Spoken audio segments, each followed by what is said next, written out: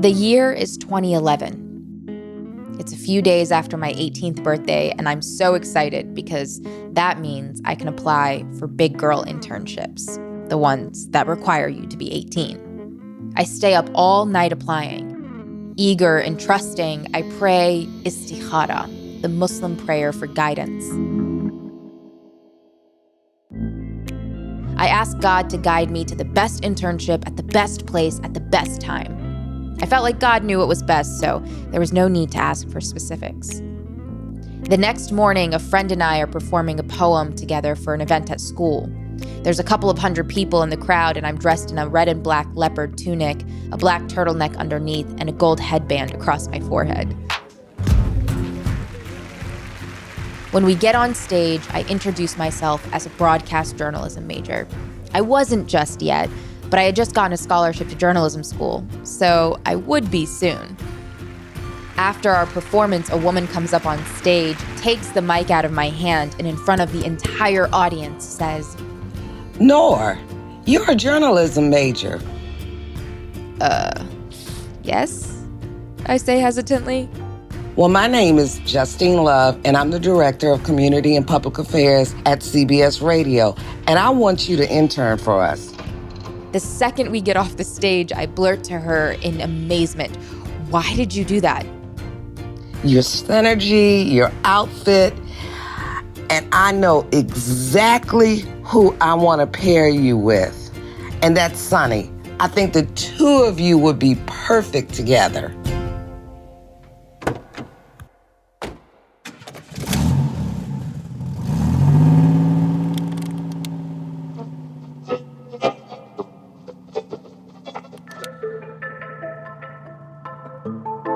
I had seen Sunny speak at my community college a few months prior to getting the gig. Sleek, straight black hair pulled into a tight ponytail and a bold red lip. She looked like the kind of woman who made her own rules. The kind of woman I wanted to learn from. When I showed up to the studio that first day... Do you remember it? Overwhelmed and mesmerized by the music. You told me you were Bosnian, and I had never met a Bosnian person before. And I remember you telling me that you were Muslim too, and I was like, what? When I saw this like gorgeous fly radio superstar who tatted up, stiletto nails, wearing Jordans, and then you told me that you were Muslim, and you said it so casually. You literally shattered my world. And I saw so much possibility in you. And I was like, oh, I didn't know. Channel 955, Detroit's hit music station. Wrapping up another mini mix. Tell Chico he needs to give me just one of "How you doing?" Hey, Sunny wants a "How you doing?" Can you do it? How you doing? I love it. You just made my day. I love my job. Working for an iconic voice of radio in our nation's capital, who happened to be Bosnian Muslim, changed everything for me. Sunny taught me the power of audio. During my first week with her, she taught me the importance of smiling while on air, because people can always hear your smile. She helped mentally prepare me for the industry. My first few weeks at the job, people were getting fired left and right. Sunny taught me, show up early, be prepared, do your best work every day, and if you want to move through this industry, you can't get too attached to one place. Sunny was super real with me. She helped thicken my skin, and I helped soften hers. She also trusted me with her story for my first ever video journalism project I produced for school. I called it From Refugee to Radio. The DC, Maryland, and Virginia area know her as Sunny in the City, the midday radio host for WPGC 95.5. What many listeners and fans do not know is that Sunny's real name is Vildana Purig.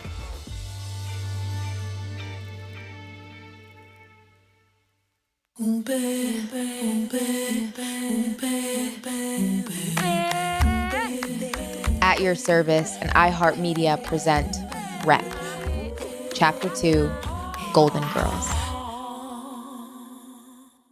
What did you know about America in Bosnia? Oh my God, America. I thought it was so weird. I think I remember my mom always saying, oh, like when she would put us to sleep, she would say, oh, Americans are waking up and you guys are going to bed. They're on the other side of the world. And then I don't know how, but we saw Beverly Hills 90210 and we heard about it. And I was like, oh my God, it's like big white houses and palm trees. And I came to Michigan, Detroit in February. And I was like, I don't see a palm tree. Like, where's the mansion? Wow. And I was so shocked. I think at some point I was like, I want to go back. Is this America? I really didn't believe we were here because of our idea of what America was. Like, it was this magical place. And that's it. You know, I love Detroit, but it just wasn't what we thought. I think once the immigration process started and different countries were offering up to take refugees, I think they offered us to go to Australia, New Zealand, or America. And we were like, of course we're going to America. But, you know, I just think that it's crazy because I still feel that a lot of people in the world don't know the American history. They don't know the actual things that happen in America. I just think they just have this idea, like I did as a kid, where you go and it's like peaches and cream and everything's great. And I think a lot of people in places, I mean, I came from a village. Like, I've never seen a skyscraper. So to most people in the world, it's kind of like that. They think of America as this really magical place. And, you know, we that live here now, we're like, it's a lot of things happening here. I just want to be clear. Vildana shares these stories more casually because she often refers to these memories as a life that doesn't feel like her own, like a movie. The Puric family's choice to come to America wasn't a choice between living safe in their homeland of Bosnia or coming to the States. They were fleeing war and genocide.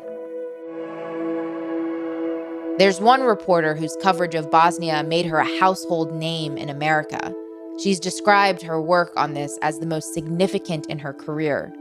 Here is Christian Amanpour in 1993 on the front lines of the war. The refugees came through in 11 covered trucks. Those who managed to peek out the sides waved happily, but their smiles belie the horror of this exodus. One truck was full of wounded. It went straight to the hospital. The doctors stunned by what they found inside. You're free now, don't be afraid anymore, he says to this young boy so savagely injured. Amanpour is witnessing the worst parts of humanity, and her reporting reflects that. The commander of all UN forces in former Yugoslavia has sent a message to the Serbs, calling what happened in Srebrenica an atrocity. Another official calls it criminal lunacy. And yet another says these people are faced with a terrible choice: be shipped out like cattle or slaughtered like sheep. And the civilized world is faced with the terrible shame of watching these scenes without doing anything to end the carnage.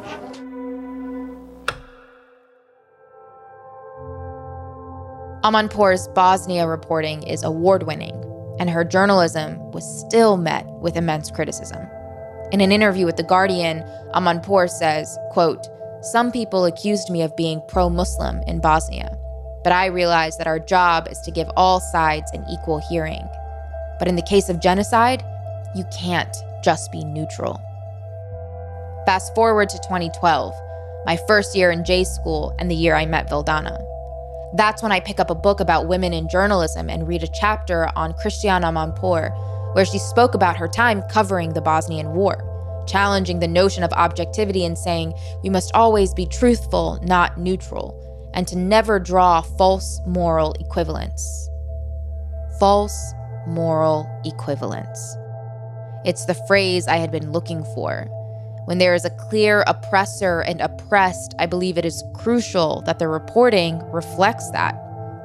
When making a false moral equivalence and putting the oppressed and the oppressor on the same playing field, a journalist contributes to the oppression.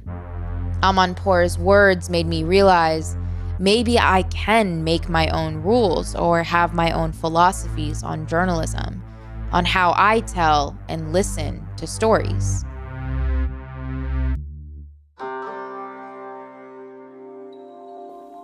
Do you remember at all ever seeing the war covered in the media? Back there in Bosnia? No. Because we had a war that started way earlier before it got to Bosnia, because like the entire Yugoslavia was falling apart. So there's like pieces. When people talk about the genocide that happened in Srebrenica, and everyone knows about that, that's on a whole other side of our country. Once it started getting closer to us, we weren't hearing about it the way we heard it about the other countries. Things were falling apart, and as they were getting closer, we were just kind of like, okay, so like what happens next? And then after that, it was just kind of like we lost electricity, we lost, whatever. So it wasn't like a coverage that we ever heard of once things got close to us. Vildana lived through the Bosnian War as a kid, but that didn't mean she understood what was happening around her.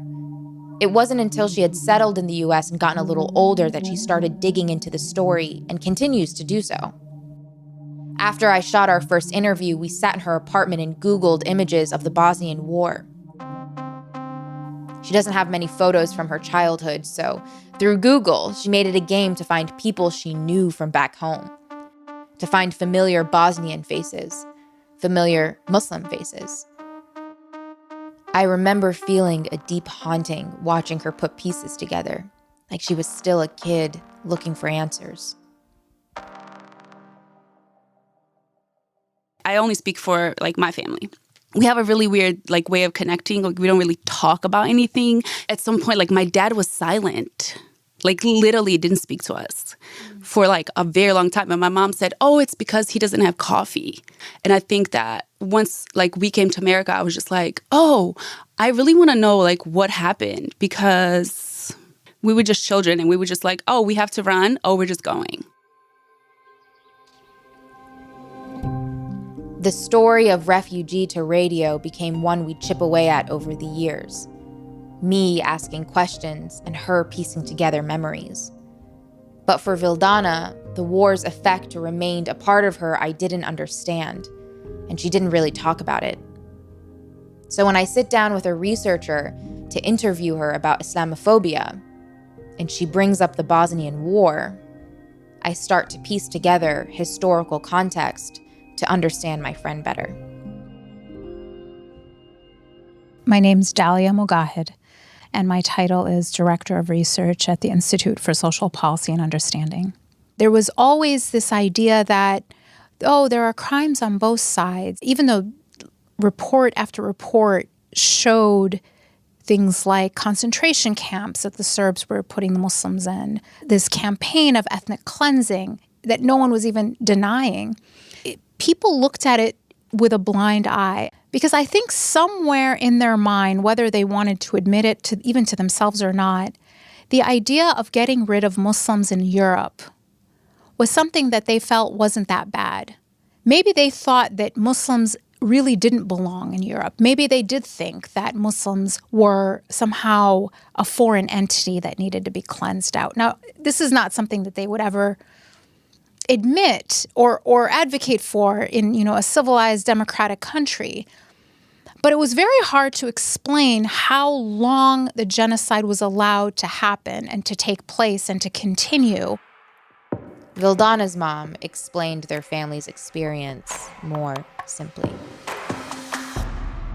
I think that what I really want to leave people with is something that my mom told me. She said, remember at the craziest part of our life when we were in most chaos and we thought like the world was ending, for us. She said, you know what people in charge were doing? They were all sitting together drinking tea, right? So that's how I view everything that happened. The people in charge were still drinking tea,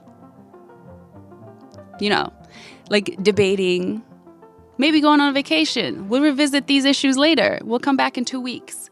And people, like regular people, suffered. It's really us, regular folks, poor people, fighting against each other, while everybody else drinks tea. You recently visited Bosnia. Yes. Visiting Bosnia was one of the most moving and really life-changing experiences of my life. I was in college during the genocide. I was an activist on behalf of the Bosnian victims of war. So this is a cause that is dear to me, that is close to me. I've never actually been there. And when I visited Bosnia, I got to see what the Bosnian people had actually endured. I didn't realize 3 years Sarajevo was under siege with no electricity in the middle of winter.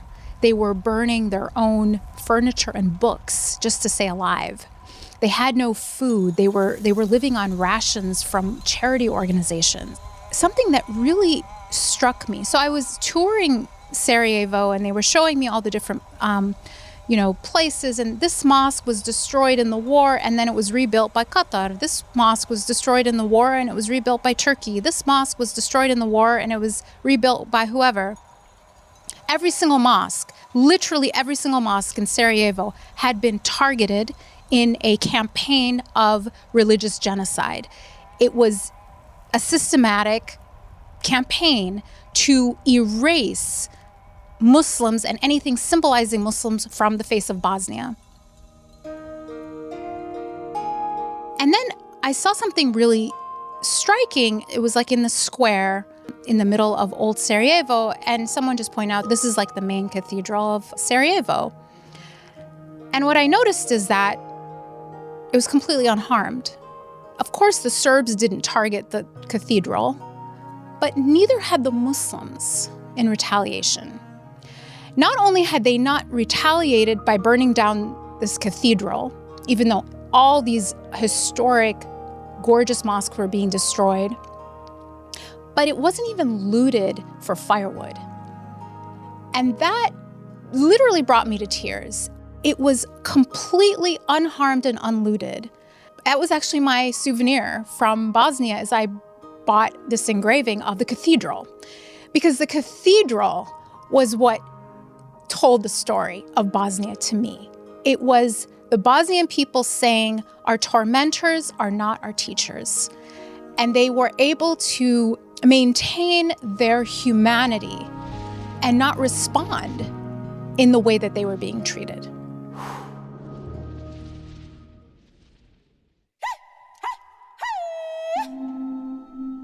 While putting together this chapter of the story, I find myself feeling incredibly stuck. I realize I'm telling the same story I told 10 years ago when I first met Sunny, from refugee to radio.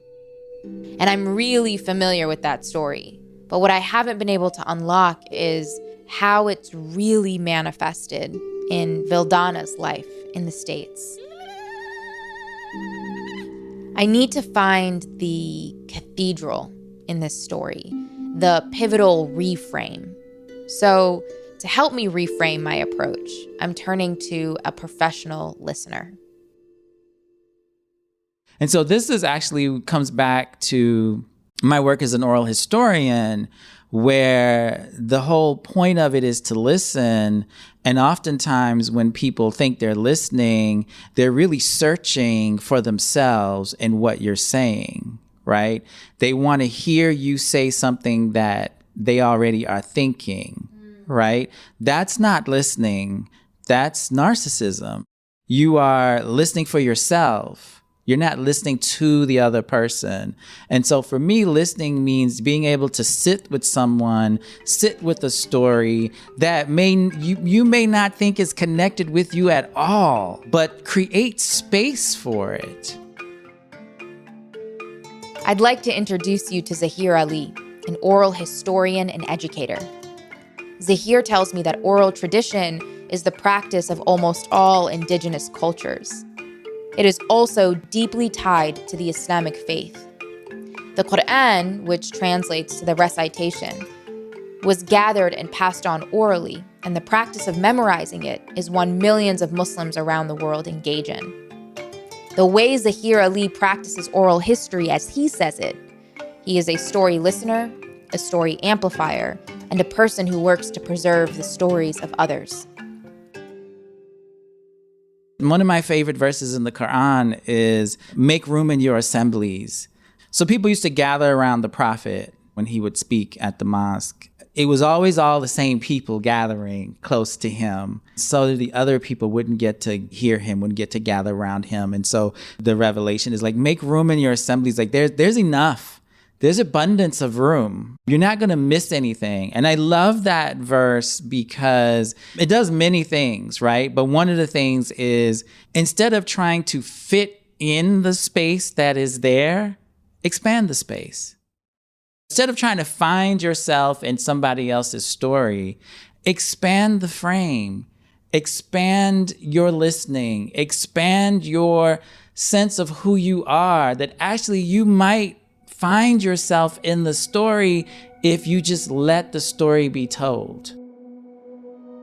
So sit with a story that is not your own. That's what listening is to me. Sitting with a story that isn't your own. And then it hit me. I knew what the problem was with the story. I was sitting with the wrong one. So people call it epistemological humility, which is the epistemological humility, which is knowing that you like being humble about what you know, right? Understanding the limitations of your knowledge. And, as an oral historian, like my approach is what they call life history. So you interview someone and get their life history. There's no way, whether it's a 70-year-old or a 7-year-old, can tell you their life history in 2 hours. So you always are getting an incomplete story. Your knowledge is incomplete. Always, always. You're never going to get the full story. Even in the Quran, we're told that the Quran comes from Kitab. Like there is the mother of the book. That there is actually something out of which the Quran is an extraction. It's an excerpt. We don't even have the full story. Well, we also have the incomplete story of ourselves. Yes. If I asked you to tell me your life story today, and I came back and interviewed you next year, they might be two completely different interviews. They would be. Yes.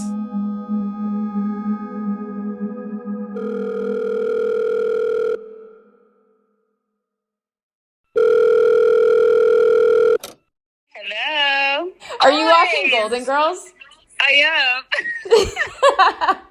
I am calling you because I basically realized that I think there's like a conversation that we've never had.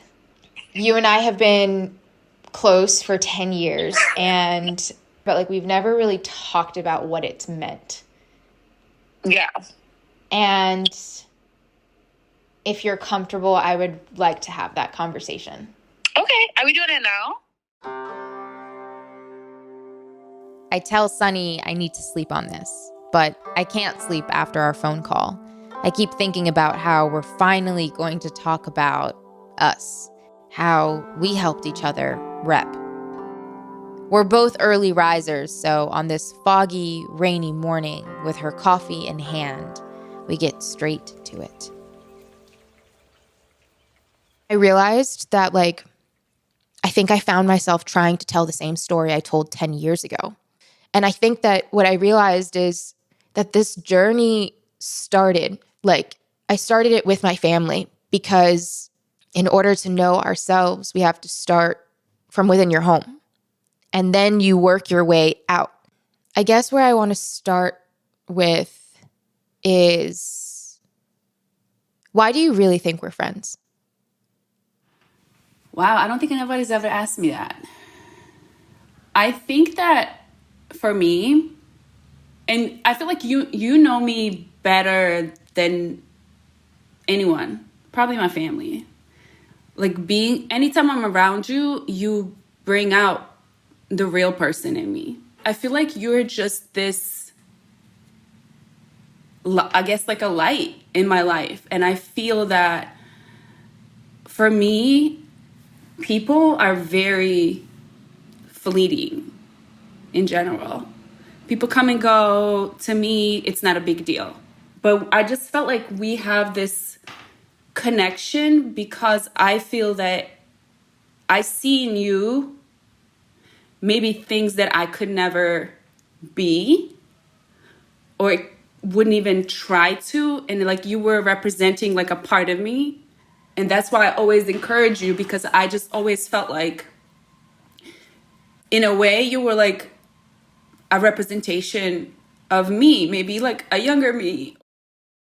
I realized that our relationship transcends words. Like, it transcended language. It was just like, it was light. It was Noor and Sunny, literally like our light for each other. Oh my God.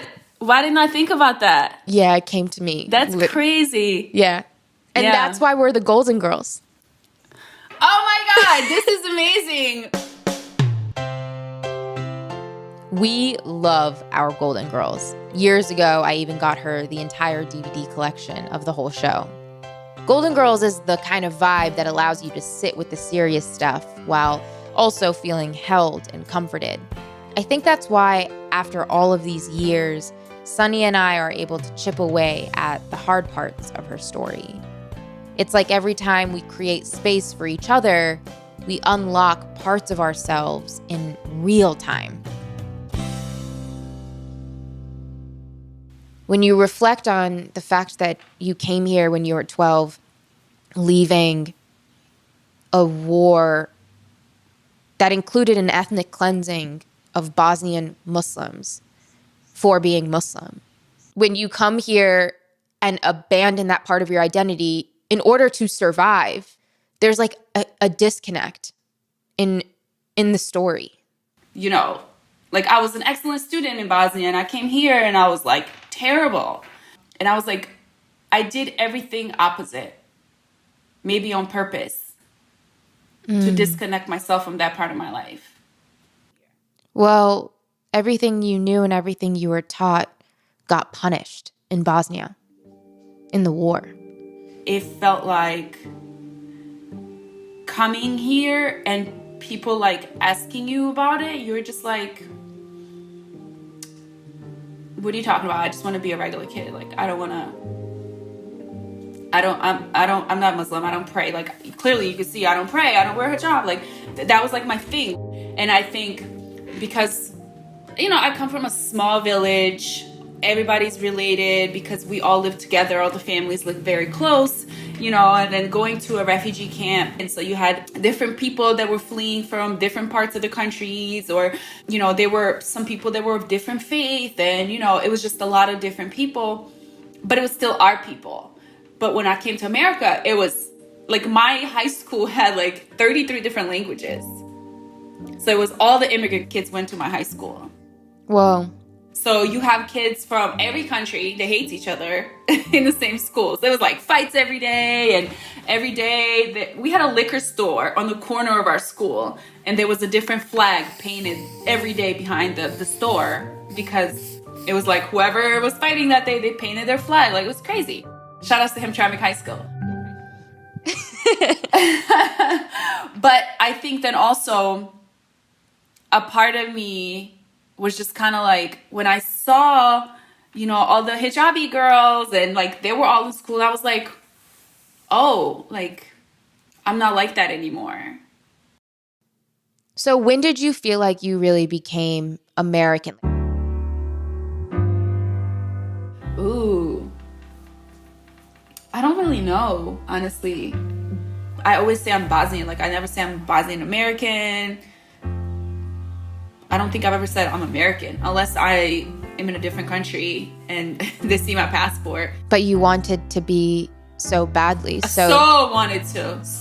Like, for some reason, I'm telling you, like, I just wanted to disconnect. And maybe I'm still trying to figure that out. I believe we need stories to make sense of the world. They tell us who we are, who we've been, and who we will become. For Vildana, making sense of the world meant denying her story for so many years. I hadn't thought about it like that before. No wonder I couldn't get a handle on this narrative. As she says, she's still trying to figure it out. And me, I just had to listen. So now when you look at it, where do you think you really fit in the American story? I can honestly say that I have no idea. I think that I just really view my life as it's kind of like wherever the river takes me. Being in America and putting all these things on myself, as you can tell, in my head, I was like, you can't say this, you can't do this, you're not this. But then, I started working at a hip hop radio station. So then I'm like, oh my God, but I'm not even like from here and I'm not Black. So like now I'm at this radio station and I'm like taking up space, then I'm like, immigrant, but then I'm Muslim, but then I don't really follow, so I really can't say. So it was like all these things at once. But I did feel like here in America is a lot of, you have to identify like who you are. It's very like, well, do you fit here? And are you this? Or are you that? Because if you're not that, then you can't be like, it's so much of that. And I just want to live a life where none of that actually matters anymore. Because in America, it's all about labels. My therapist recently told me that labels are actually dehumanizing. Because we're limiting it's so ourselves. Much. Yeah. It's so much. But I've learned, I think, even just being around you for the past 10 years, like it's really helped me, I guess, like connect more. Because like you said, I knew all the things in my heart, in my mind, like what Islam represents and how I am. But it just made me feel more comfortable. I think what I've learned over the last 10 years that you inspired me with too is that I want to see you and not any of the labels. Like I like seeing Vildana, I like seeing Sunny. And to me, once you put a label on a person, whether it be faith, gender, race, anything, any label, you immediately see them through that lens. And I think that the way our relationship was built was that you saw me as Noor and I saw you as Vildana. And that was enough. Yeah.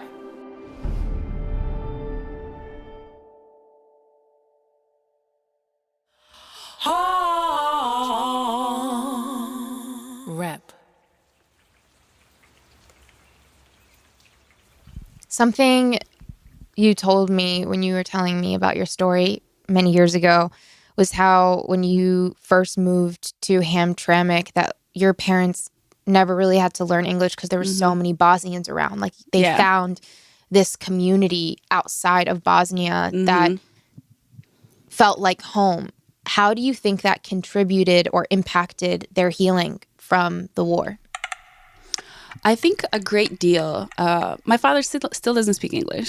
He just retired. He has his, Bosnian friends, and he learned enough just to get by. If he got lost, he can find his way back, but he can't have a conversation with you. For them, I feel happy that they had that, because to them, what are they going to do? Like, how would they start over without that support? Like, what would they be doing? So for them, I felt like it was a great deal of healing, because these are their people, like they have their community there. For me, I was just, I was like trying to just be American. What did that mean to you? Like, I didn't want to have an accent. I was just like, I just don't want people to be like, where are you from? Like, why do you sound that way? Or ask me questions. The whole experience of, just living through refugee camps and like going back and forth, I felt like a movie. I don't think I ever had a conversation with my teenage friends about like anything deep about anything. And of course, I wasn't, I'm not a hijabi, so like they didn't really know unless they asked. And we would tell them, I would say it. But it was just, I think that at first, I just didn't even associate myself as that anymore. It was like I completely erased it. Did you think that you couldn't be both American and Muslim? I think so, in a way. For me, I think everything kind of happened after 9/11 because I was in high school. That played a huge role. So it was kind of like, oh, we're Muslim because we are, but we don't wear hijab. There's Muslims of every race. That's like, what's the actual face of Islam, right? My dad would often quote the old saying, "Show me your friends and I'll tell you who you are." How many of us know our friends and understand why the people we choose to love are the way they are? To know people intimately gives context to their story and ours. And how does intimate knowledge specifically play a role in Muslim storytelling? So to me, intimate knowledge, those are the things that you know because you're in community with someone. Those are the gestures. Those are the nuances. Those are the deeper meanings. That's the interiority of the life from within, not what people see from without, right? That people who are not in this experience, their image of us is very exterior, right? So, like, for example, if you are writing a Muslim character into your story and you want to signify that they're Muslim, like maybe you have them dress a certain way. Maybe you have their facial hair a certain way. Maybe you show them praying, right?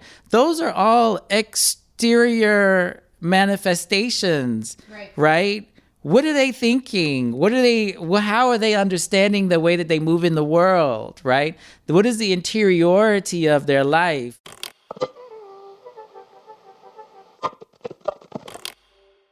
It's so funny that you've worked in the hip hop and R&B space for so long, and yet as soon as you leave the station, you turn on country music. It's funny because growing up in America, you would never hear me listen to country music.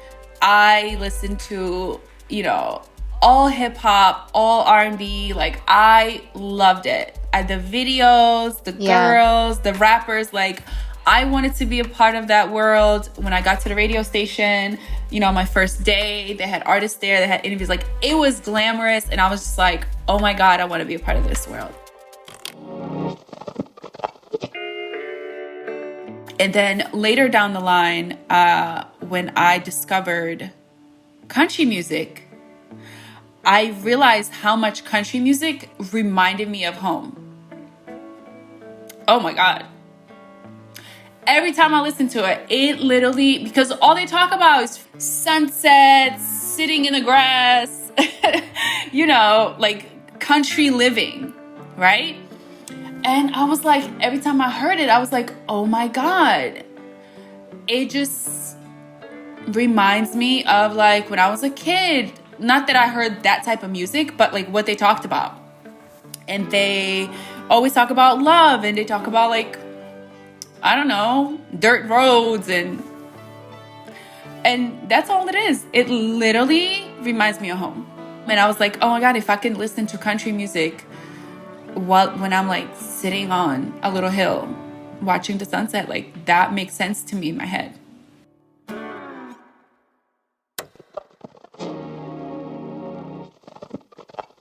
Your family still has their house? We do.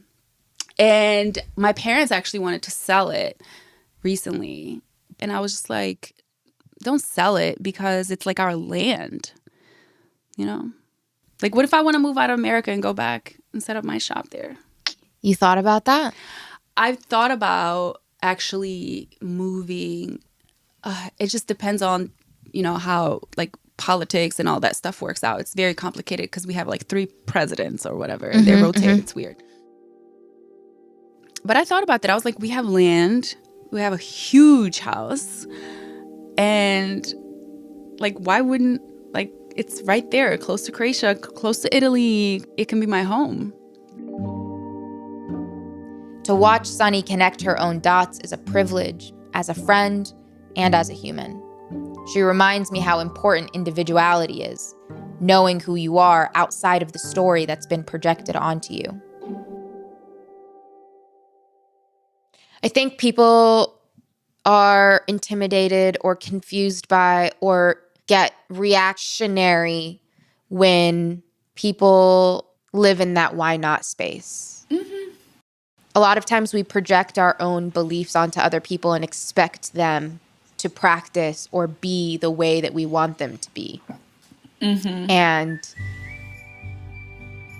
that's just not the world I want to live in. I want to live in a world where everybody feels comfortable showing up exactly as who they are, because that's when you shine the brightest. Like, Why not? why not? You know, Muslim is not a box you put people in. It's a box they stand on. It is a foundation of their identity, but it is not the sum total of who that person is. You know, we have complex lives with complex relationships, the same kind of human strivings and disappointments and hopes and dreams that other people have. They are refracted through our experience, through our lives as Muslims, but they're just as complex, they're just as nuanced, they're just as rich. We have inside jokes. We have wisdom that's communicated, you know, with a smile, with a gesture, with a facial expression. If you can't imagine people with an interior life that is beyond what you see outwardly, you have flattened those people into just sort of props. Who did you really find community in America? Who are your people? You know what's so funny? I was in middle school, so I came here and they put me in 7th grade. And I was like hanging out with a lot of Bosnian kids because, I mean, we didn't speak English. And then 8th grade, gym class, there was this girl. Her name was Martina. She was this black girl. And she like came over and like fixed my shirt or something. Mind you, growing up, I had never seen a black person before, ever. Until we were in the camps and all of our doctors were African. So I never had a black friend. I remember that moment because she like helped me. And then it was later when I started doing radio. And I was always out in Detroit, like community. This was before I even got on the air. People knew who I was before I was on the air because I was always in the community, always doing things. You know, I wanted to do call-ins, you know, from such and such, I'm giving away this. It was older black women that like came up and were like aunts. Like they were like aunties. Like I can't even explain it. Like they were so warm and so inviting all the time. And that became like a thing in Detroit. And in that space, it was mostly always black women. Right. Whoa. Wow. When they say like, who's your audience? I'm like, I know I can literally draw the person because that was like the sense of like the warmth that the community had always given me. So when I was on air, I knew exactly who I was talking to.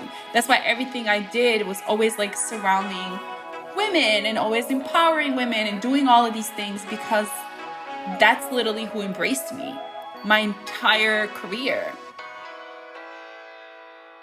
And there's the unlock. Sunny is who she is to me because of the women who did the same for her. I think about Martina fixing Sunny's shirt, how that small act of kindness changed everything for her. I've had those moments with Sunny. Many she wouldn't remember, but that always stuck with me. Like how you hear a smile in my voice right now.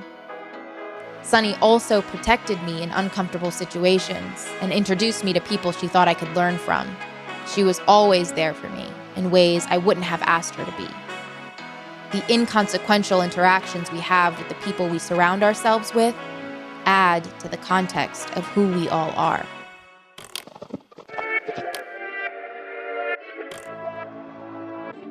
When we encounter a story or someone's history, we should never come away thinking like, I get it. I get you. I understand. Okay. We should come away thinking, wow, there's so much more to learn about you, about this thing, about whatever it is.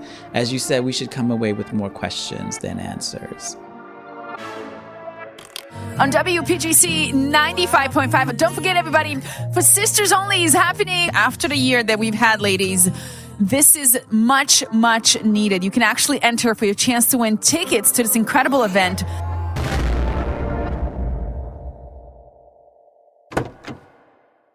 The stories we think we know best are the hardest ones to tell because it means re-examining who we are. I found myself filling in the blanks to Sunny's story instead of just witnessing it. Witnessing her connect with her inner child, little Vildana, the one who enjoys country music, feeling the wind and speaking to trees. As a storyteller, I was so focused on the telling part that I wasn't doing enough of the most important part, listening. When Sunny and I had our big talk, I noticed the nuances in her story and the way it naturally connected to my own. So even now, as I reflect on how Sunny and I came into each other's light, I think about how many other people I've encountered who have contributed to that glow, or I have to theirs. If even in one of my closest friendships, it was this difficult to reflect on the nature of our relationship, how often are we missing that with friends and strangers whose lives we only pass through? How much light are we missing? What happens when we intentionally examine a personal relationship?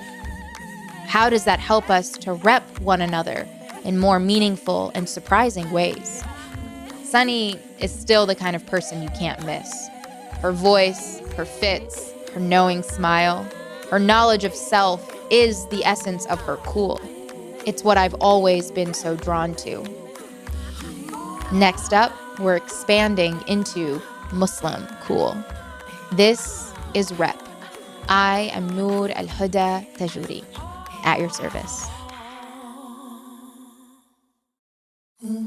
Rep is a production of At Your Service, School of Humans, and iHeart Podcasts. This show is written and produced by me, Noor Tajuri, and Zarin Burnett. Editing, sound design, and scoring by Josh Fisher. Theme song written and composed by Maymuna Yusuf, a.k.a. Mumu Fresh. Our senior producer is Amelia Brock. Our associate producers are Tyler Donahue and Betsy Cardenas. Mix and master by Bahid Frazier. Audio assembly by Mary Dew. Fact-checking by Marissa Brown. Research consulting from Maytha Al Hassan. Our executive producers are Adam Kafif, Zarin Burnett, Jason English, and me, Noor Tajuri. Special thanks to Virginia Prescott from School of Humans and Will Pearson from iHeart Podcasts. I'd also like to thank Vildana Purik for her story and Dalia Mugahed and Zahir Ali for their expertise. If this podcast resonated with you and you'd like to support our show, please rate and review and share it with someone else you think may enjoy it. It also makes for a great family dinner conversation starter. Tune in to Rep next time. I'm Noor Tajuri, as always, at your service.